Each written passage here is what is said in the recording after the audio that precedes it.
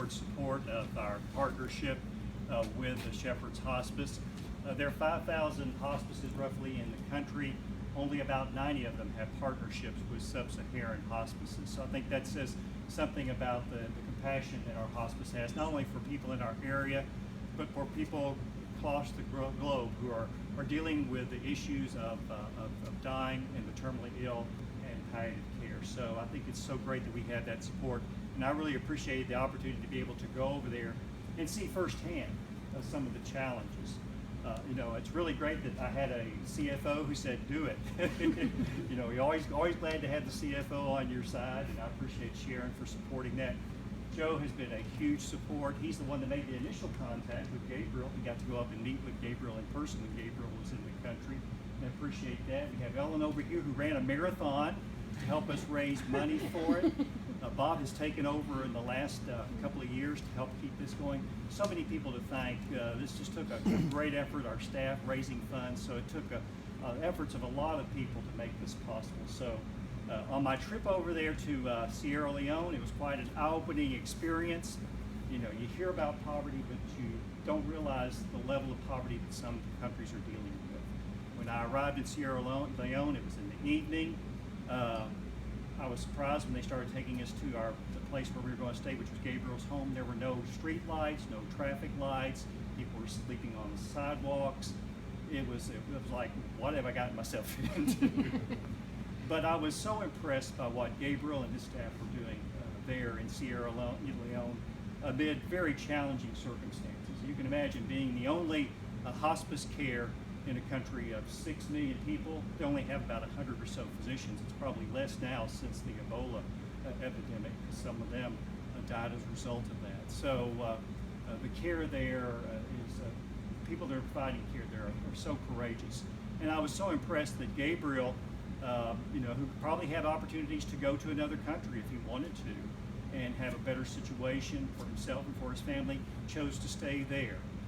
He started this hospice back in the 1990s and continued to keep the hospice going during a time of terrible conflict in this country. If you've ever seen the movie Blood Diamonds and saw a little bit about the civil war that went on in Sierra Leone during the late 1990s, early 2000s. It was terrible conditions, but he kept his hospice operating during that time. And I know he is excited now about being able to open this new clinic to be able to serve people. When I went there, I was really surprised. I wasn't surprised by the compassion of the care, but I was surprised by how limited their resources were. For an IV pole, they would just have a bamboo stick. When I went into their pharmacy, there's probably more medications in my medicine cabinet than they had in their entire pharmacy.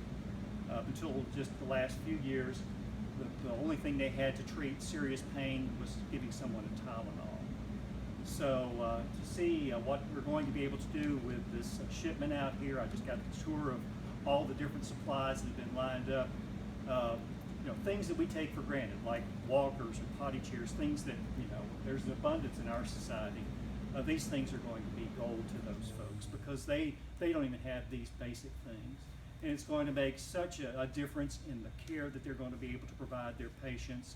It's going to be a source of encouragement too, to folks, to the staff over there who are struggling under tremendous circumstances, to know that there are people around the world who care enough to be willing to send supplies to them so that they can show compassion and love to people who are going through dealing with serious illness in their country. So Gabriel's a wonderful individual. We've had him here speak, very passionate, very inspiring speaker. Hopefully we can get him back here when he's back in the United States. I would love to have him be able to speak to the folks at Supplies Overseas. I'm sure he would love to personally thank all the folks at Supplies Overseas for doing this for us.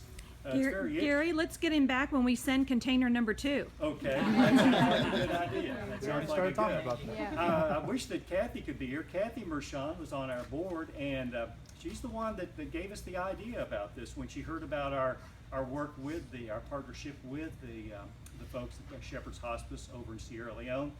Kathy was the one, are you familiar with Supplies Overseas? And I had never heard about this agency, so she was the one that connected us up, and I'm so thankful she did. And I'm so thankful to see this day finally arrive after these many, many months, but this is going to be so meaningful to the folks. And I really do appreciate Hospice's work and the work of the folks here at Supplies Over the Seas. I think it's a great partnership of really bringing hope and comfort to people who are going through very trying circumstances. So thank you all very much. And I'm going to turn it now back